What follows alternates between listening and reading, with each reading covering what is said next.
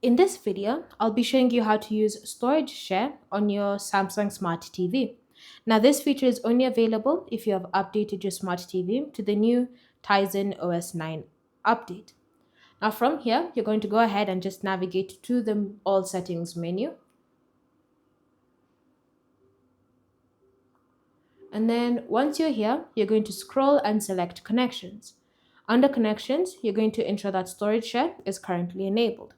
Now from here, to access your device's files, you're going to just, in the side panel, select connected devices.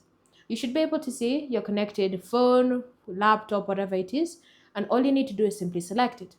Do ensure that both your phone and the smart TV have also set up SmartThings so that the connection is even more seamless. Then go ahead and select your phone or computer, and you may be prompted to allow permission. So go ahead and just give the necessary permissions. And once it says connected, you can now be able to see all the files that are currently on that device. And so that is how you can use a storage share on your Samsung Smart TV.